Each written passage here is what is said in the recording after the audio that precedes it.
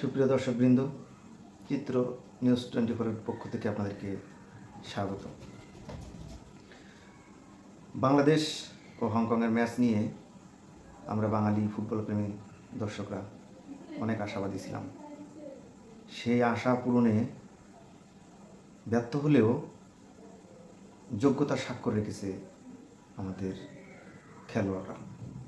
যদি official management বা কোর্সের এই সিন্ডিকেট থেকে আমরা বেরিয়ে আসতে পারি বা পারতাম, তাহলে হয়তো আরও ভালো রেজাল্ট হতে পারত, খেলার রেজাল্ট আমাদের পক্ষে যেতে পারত। তবে প্রথমার্ধে খেলা আমরা 1-0 গোলে এগিয়ে থাকার পরেও খেলায় কিন্তু আমরা সে ধরনের গতি পাইনি। খেলায় সে ধরনের প্রতিযোগিতা বা সেই ধরনের আক্রমণ এটা আমাদের খেলোয়াড়রা খুব বেশি করতে সমর্থ হয়নি। তবে আমরা আগে সবসময় যে জিনিসটা নিয়ে আফসোস করতাম সেটা ছিল যে আমাদের ফিনিশারের খুব অভাব ছিল। অনেক সম্ভাবনা কাজে লাগিয়েও আমরা ভালো একটা ফিনিশিং দেখতে পেতাম না। মানে গোল কে দিবে, কে করবে গোল, এই মানুষটা খুঁজে পাওয়া বড় কষ্টের ছিল। গতকালকের ম্যাচে আমরা যে জিনিসটা দেখেছি, 3-1 গোলে পিছিয়ে থাকার পরেও বাংলাদেশ কিন্তু ম্যাচ থেকে হারিয়ে যায়নি, ইনব্যালেন্স হয়ে যায়নি। তারা কিন্তু ম্যাচে ছিল, প্রতিযোগিতায় ছিল। বিশেষ করে আমাদের ডিফেন্ডার সাদকে কী উদ্দেশ্যে, কী জন্যে, কার পরামর্শে কোচ কাবরেরা এই পুরো 90 মিনিট খেলালো, এটা আমাদের আসলে বোধগম্য নয়। তাকে কিন্তু চেঞ্জ করা হয়নি। তারপরে সাদ তো ম্যাচের স্বাদই নষ্ট করে দিয়েছে। এরপরে সোহেল রানা কোন যুক্তিতে, কোন কারণে তাকে ক্যাপ্টেন্সি দিয়ে মাঠে নামানো হলো, এটা আমাদের হিসাবে আসলে আসে না। তো এরপরে মিতুল মার্মা, একে তো মনে হয় একটা পুষ্টিহীন বাচ্চা শিশু। এই পেলে একটা গোলকিপার একটা বল যদি পাঞ্চ করে সেক্ষেত্রে একটা সাইডে দিবে, কিন্তু সে পাঞ্চ করে দিছে সামনে। সিঙ্গাপুর ম্যাচে 2টা গোলই কিন্তু গোলকিপারের, মনে করেন যে গোলকিপারের যে ঘাটতি, যে অপূর্ণতার কারণে 2টা গোলই আমাদের হজম করা লেগেছিল। এই ম্যাচেও কিন্তু গোলকিপারের ব্যর্থতার জন্যই ম্যাচটা আমরা হারলাম। তো আসলে কি দেখে এই এ তো এখনও ম্যাচিউর হয়ে পারেনি, এ তো এখনও উপযুক্ত না জাতীয় দলের জন্য। একে তৃতীয় গোলকিপার রাখা যায়। আনিসুর রহমান জিকোর মতো এত আত্মবিশ্বাসী আমাদের দেশের এত উল্লেখযোগ্য একটা তারকা প্লেয়ার, তাকে দলে না রেখে মিতুল মার্মাকে কেন রাখতে হচ্ছে, এটা কিন্তু আমাদের কাছে ক্লিয়ার না। আমরা এটাও ক্লিয়ার জানতে চাই। তো সেখানে যখন দ্বিতীয় অধ্যায়ের শেষ টাইমে প্রায় 70 মিনিটের পরে যখন জায়ান প্রথম নামার পরেই হামজা তাকে যে বলটা পাস করলো, গ্যাপ দেখে হামজা বলটা ঠেলে দিল। জায়ান কিন্তু সেই বলটা রিসিভ করে দুর্দান্তভাবে ডেলিভারি দিলেন। তার মানে জায়ান এবং হামজার ভিতরে যে দারুণ কম্বিনেশনটা আমরা দেখেছি, সেটা আসলেই ফুটবল যোদ্ধা, ফুটবল প্রেমীদেরকে মুগ্ধ করে। তো যখন প্লেয়ার, যখন হামজা, যখন জামাল ভুঁইয়া, সমিত সোম, ফাহমিদুল এবং জায়ানকে পেল, তখন কিন্তু খেলার ছকটাই চেঞ্জ হয়ে গেছে। যদি এই সময়ে মিতুল মারবার মতো গোলকিপার এবং সাদের মতো ডিফেন্ডার না থাকতো, তাহলে আমাদের হয়তো আর পিছনে এই ম্যাচ শেষে যে হৃদয় ভাঙা যে কষ্ট, এটা হয়তো আর থাকতো না। তো আমাদের মুরসালিম, জামাল ভুঁইয়া, সমিত সোম, ফাহমিদুল, আমাদের রাকিব আর হামজার কথা তো অসাধারণ, তার কথা তো না বললেই নয়। তো এক হামজার সাথে এরা সবাই মিলে টিমটাকে যেভাবে মানে ছন্দময় করে তুলেছে, এইটা পরিপূর্ণতা পেতে হলে কোর্স বা ফুটবল সিন্ডিকেট বা কোনো ব্যক্তি স্বার্থ চরিতার্থকে বন্ধ করে এই যাদের দিয়ে ফুটবলের কল্যাণ হবে, দেশের কল্যাণ হবে, দলের কল্যাণ হবে, তাদেরকে অগ্রাধিকার দেওয়া উচিত। আমরা কিন্তু এশিয়া কাপ থেকে অলরেডি ছিটকে গেছি, কিন্তু এখনও যে 3টা ম্যাচ আমাদের বাকি আছে, হংকংয়ের সাথে 14 তারিখ, এরপরে ভারতের সাথে আমাদের দেশের মাটিতে একটা, এবং সিঙ্গাপুরের সাথে তাদের দেশের মাটিতে একটা। এই 3টা ম্যাচ যদি আমরা জিততে পারি, তাহলে কিন্তু আমাদের সম্ভাবনা আবার বেঁচে থাকবে। তো এই জায়গায় আমাদের এখন কিন্তু আমরা সবচেয়ে যে আসার জায়গাটা, যে আমরা ম্যাচে ইনব্যালেন্স হচ্ছি না, আমরা খেয়ে হারিয়ে ফেলছি না, আমরা ম্যাচ থেকে হারিয়ে যাচ্ছি না, ম্যাচেই থাকছি। তো এবং ডিফেন্স থেকে শুরু করে ফিনিশার পর্যন্ত বলটাও সেইভাবে গতি থাকছে। তো যে কয়টা জায়গায় ল্যাকিংস দেখা গেল, এই ল্যাকিংসগুলো যাতে পরবর্তী ম্যাচে না থাকে, এগুলো যাতে দূর করা যায়, সেজন্য ফুটবলের যারা দায়িত্বে আছেন, সভাপতি তাবিদ আওয়াল সহ, তাদেরকে ভাবতে হবে এই বিষয়টা নিয়ে। এখনও কিন্তু আমাদের ঘুরে দাঁড়ানোর সুযোগ আছে, ঘুরে দাঁড়ানোর সময় আছে। আর এখন বাংলাদেশ ফুটবলের বর্তমান দুরবস্থা কেটে গেছে, এখন সুদিনের আশায়।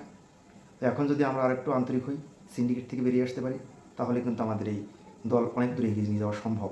এবং এই সম্ভাবনাকে কাজে লাগিয়ে পাইপলাইনে অনেক প্লেয়ার তৈরি হবে, অনেক খেলোয়াড় তৈরি। অনেকে হামজা দেওয়ান চৌধুরী হতে চাইবে, অনেকে সমিত সোম হতে চাইবে, কেউ ফাহমিদুল হতে চাইবে, কেউ জায়ানকে পছন্দ করে জায়ান হতে চাইবে।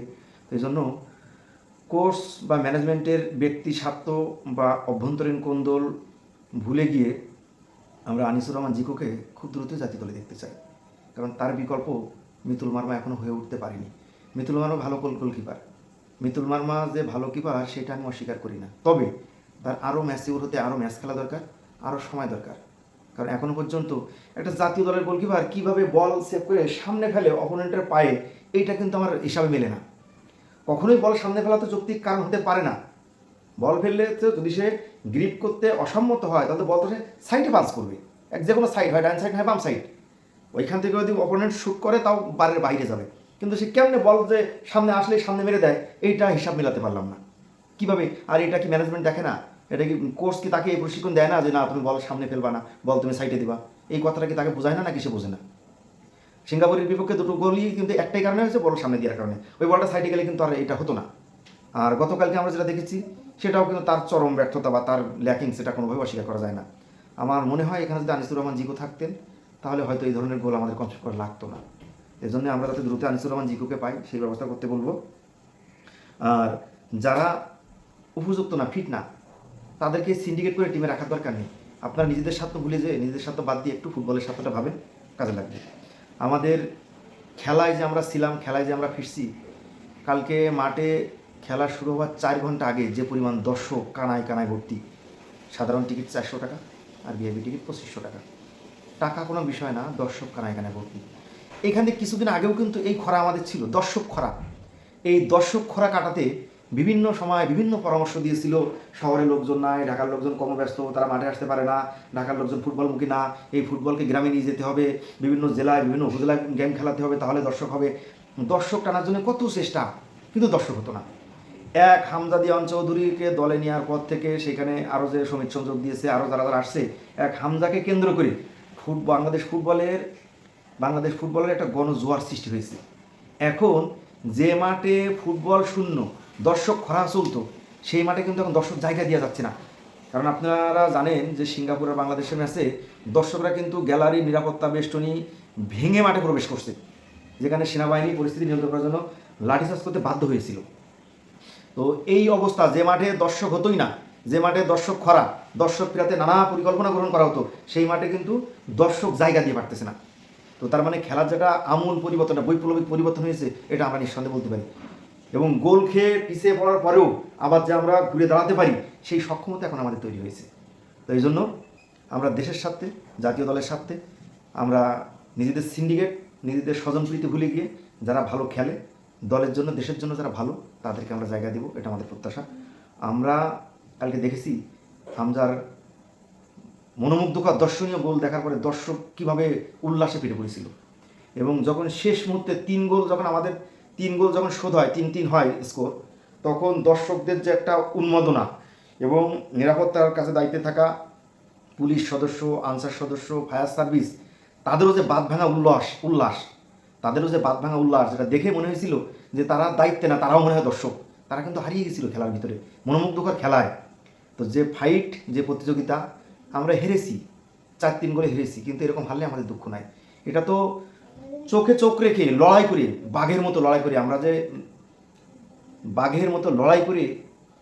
আমরা হেরেছি, আমাদের দুঃখ নাই।